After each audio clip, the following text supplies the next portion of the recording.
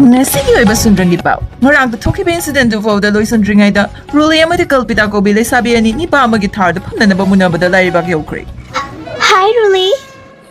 Hello, Kuli. Kali, nang ida engon daru na Kuli hai do. Ai se, school sige khwadi masa pajabi. Sanga nang ali se ure dana. Ngau na mang ure ba. Ai ngau ba sige complexion sige chana na ne. Hair color to ba sige kangi dana. Nang ina samde yengo. Ai yengo ba da aham da. Bana da ki tharoi na ino na khanure na. Adu ga engon Kuli ga na. Ngau trang fai drang na ka no na ko patrabo. Ay kasi nung dasong nickname mo na pibaliwani nang kimaming asin ba kalpitado so all fashion. That's why ay nasum yam short form din nung kausin ba wani kulo ina ba na karino nang su kudi ka na kudi habi de mayang kudi do na tihay ba. Dumay hayo dana. Adu di phamage. Adu taw ne. Ai ko senior dane. No ba ma leba ni thar thob nu pa do nang khangbra ba. Masak ma to ko yam phajaba do. Ai di ne khanga ba. Ha nang oja ba ne loi ba ya ni. Ma ki thar do tong ge na ai dream ni ba. Nang maming khanga dem ta. Am ta hai bi ra na. Ai khang ni ba khang na ni ni. Ay may biya man ang sungaw dala lera may pore. Ay sungaw zeri ba ni ko. Hoy, best friends nila adum yan na sa amin na bahay pa si sharing is caring dala lera ba ni. Ado na, kaso kahit ko crush oy zera so. Ato, tardo, mana no matong si Harkado da iba ni mapulap chong kalatong si Kab. Ato na pag sumdaw na. Nangangaro pa si Ma. Hey, nupi, kay kunong no niya, haming man ya tawi. Ato kung makuno tanong to tawagan no na tardino pa ka matatangaro ye. Ay smay no o. Ma! Nangit na na pa Andre. Ako ba ba na ba? Mausari chang suri. Sina slaw. Hi Romandro. Kaya tuwin na nang sa class to changalay to da. Ha? Amazing ugani nang inasakto. Lolo so masak kasi mali.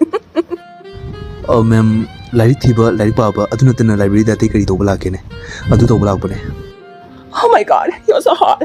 I mean, today is very hard. So sabani ne ko humidity am hela mare. Okay, don't wha ma hai gene. Ai ka coffee chalo siro coffee that. No, that nate.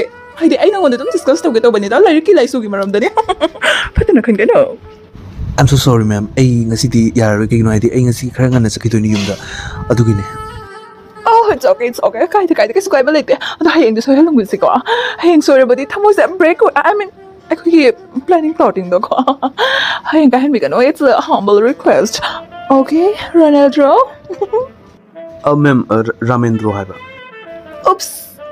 Okay, whatever. Ito so edi nang yung sina. Rolo, hay na karugay ko. Yabo na tro. Rolo. Luigi po, sakita rin niya. Ay nga sa handra na wanda. Ayaw kang tada, adulang nga nalaka na yung da adugong ba po nung may aduloy ka naman ako na hydra. Hawjik titang rang at wala ka ninding grahata. Kaya mo sa loob. Kuli nang la ka na mapanda kami na. Yung saksarak pa ginahay ba? Kiwa ba kasi tanungayan din, buksi nungayan din nang na concentrate tawa loob. Lagi na today, hawjik lang na nga mare, 30 minutes ka kachang rani at sakit. Kay sabi pa sabi naman sa nini ba? Adunga kiti nagtinag mo puti sing tsari ba? Uning ba sa ihe? Oh, may tiyo sa rupagini kuli at ito pa sa kanino ko jud kemre mo amta jengo ay sa jang lo ya chi su ito pre matang sa ising na kam chalai ba tare. Nang mo minayo ay ba? Le oro na ay sa le ay ngang na ro sa ni nang kay jenga ba hawjik ti kanagi best friend my foot. Hi, Dada. Romy.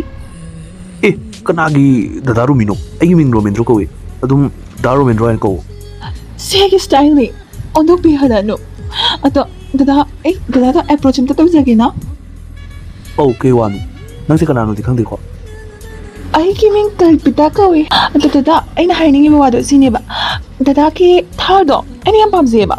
Ato dada yar kati ngasi dada ingon na koi bam to pubiyo na. Yam ikai na haisa bani ko dada. Yadi kai na habira ka na please say yes. hosikan nupi macha sing siti ang pani ne nupa nang na approach to gelete na nupi nang na haisibu ngam grehira han ga manadre ne ado wa ma hayo ko ai ki thar do ke pabungi ne ado ki ti pabung na hai ai se nupi ko ding jaga to gono aduna aduna ai yam gyan tare hoji han buti to rome ado su ai di yam na gyan tare ram di ai seng to khiba matam dagi ado ai loyal lei janinge aduna ai na koina ba nupi ai na logada ba nupi adu khakta ai gi thar do phamba ya gani atopa nupi di no impossible Ay ma, ay to yam lai dro. Yam na luba ka malura ka. Dada, ay ga koinarase. Ay to ga ay ga lohongase. Permanent to ay tara ba di. Ay tara to pamayari da na. Saka to yam na gok sakit pikin to tage. Se, ay hauzik. Dada da propose to rekalo ko. Dada yabiro. ꯑꯦ ꯉꯥꯏꯈꯣ ꯉꯥꯏꯈꯣ ꯊꯨꯃꯟꯗ꯭ꯔꯣ ꯑꯗꯨꯗꯤ ꯉꯥꯏꯈꯣ ꯑꯩ ꯈꯔ ꯈꯟꯈꯤꯒꯦꯀꯣ ꯍꯌꯦꯡꯒꯨꯝꯕ ꯍꯥꯏꯔꯛꯀꯦ ꯔꯤꯄ꯭ꯂꯥꯏꯁꯦ Okay, Daromi.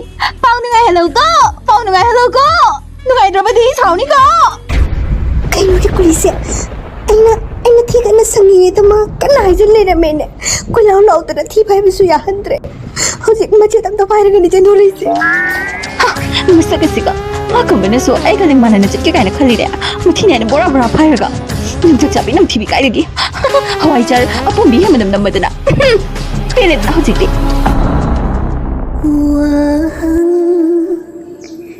हमारी वखड़ा पकुपिगे खंदोना मरम रीना हिंदी बनी मरम रीना हिंदी बनी 조이자이나라 삼각시 조이자이나라 삼각시 펄펄 홈닝 올나 찡히 삼발라 Nasi mangga yang mengajani.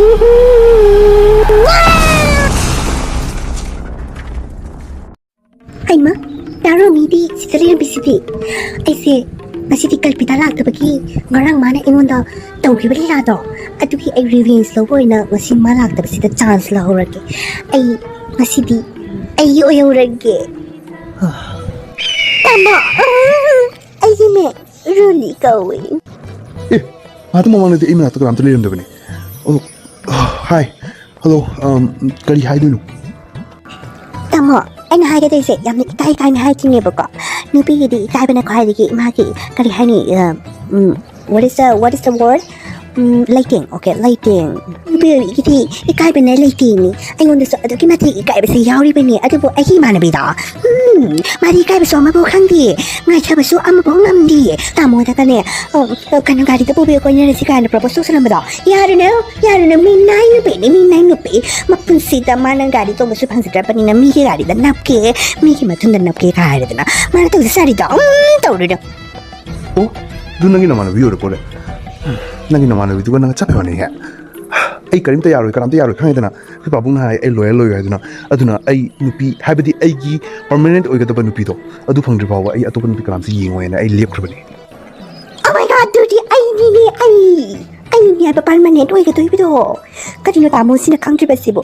Line niya matam maki matam piri bani matam do ngasidi yaure tamo ki thungna jau haiba nupido ngasidi line ayoda sang na asarari ni thalarakrebani tamo ga thungna diro haidra ꯑꯁ ꯅꯣꯏꯒꯨꯝꯕ ꯅꯨꯄꯤꯁꯤꯗꯤꯅꯦ ꯑꯩꯅ ꯅꯨꯡꯇꯤ ꯅꯨꯃꯤꯠ ꯈꯨꯗꯤꯡꯒꯤ ꯃꯣꯏꯅ ꯍꯦꯛ ꯍꯥꯏ ꯑꯩꯁꯦ ꯂꯥꯏꯅ ꯊꯥꯔꯛꯏꯅꯤ ꯅꯪꯒꯤ ꯑꯇꯝꯕ ꯅꯨꯄꯤꯗꯣ ꯑꯩꯅꯤ ꯅꯪꯒꯤ ꯄꯥꯔꯃꯅꯦꯟ ꯅꯨꯄꯤꯗꯣ ꯑꯩ ꯑꯣꯏꯗꯣꯏꯅꯤ ꯀꯩꯅꯣ ꯅꯣꯏ ꯅꯨꯄꯤꯁꯤꯡꯁꯤꯒꯤ ꯑꯅꯥꯕ ꯑꯃ ꯑꯣꯏꯔ ꯃꯥꯜꯂꯦ ꯑꯩ ꯁꯛꯁꯤꯕꯨ ꯑꯣꯟꯊꯣꯛꯅꯁꯨ ꯌꯥꯝ ꯐꯖꯔꯨꯔꯕ ꯍꯥꯏꯕ Hoy bungo phajaba ka yam sabado nangi sakta du jine khojai ni ising yaudaba do yam man bado adu bunia nona ngawni base nangi gari do thar do adu ke jamak tani ko ado aidi adu ko mayengde no thar no khojai just only her manungi mathamoi manung do thamoi se yam sing bagi mathawni hai ba ado aidi thamoi sisu nangi thamoi do yam na pam siri adino I love you ꯍꯣꯏ ꯍꯣꯏ ꯉꯥꯏꯈꯣ ꯈꯟꯅꯁꯤ ꯀꯣꯛꯀ ꯁꯥꯔꯦꯗ ꯑꯩ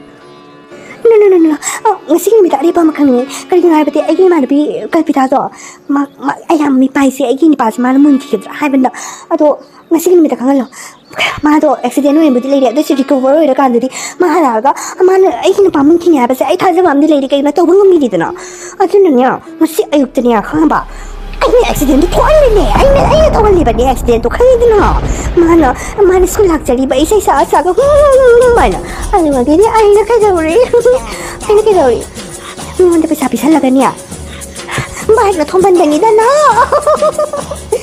Imanabi do lagi tak na di pa ba ni. Ay nalikali sida drana. Aduh si Audra. Manu kang na.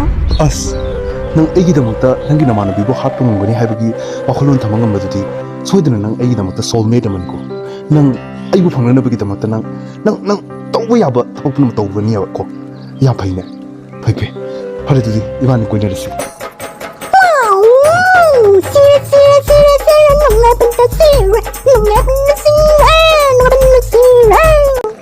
Nang ko manas ay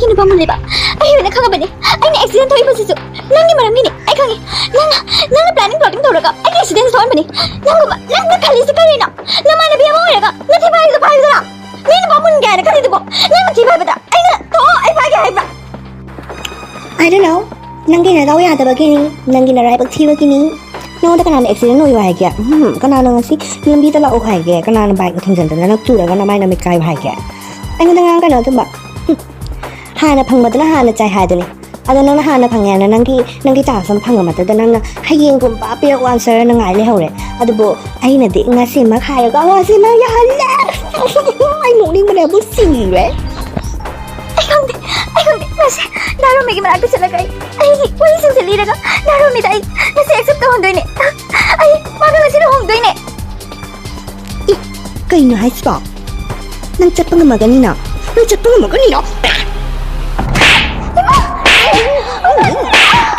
Nasigi oiba sunrangi pao. Ngarang ta thoki incident du fawda loi sunringai da rule amadi kalpita ko bile sabi ani ni pa amagi thar da phamna na ba munabada lariba geokre. Adubu hariba ni pa si saklot ba huran ba mani migi gari huralaga dhap tawba mathunda morok marudi paktaba adubu paisa paiba saruba da ngasi di kai sumsang da thamkhre haina tanari. Ay no mo da phagi tawsanaraga. Kalpita, ay di sunda si wala ka ni kanguda ba ni? Ay mo forget to biyo ko, Kalpita, ay di sunda si wala ka ni kanguda ba ni? Ay mo forget to biyo ko, To like, share, and subscribe.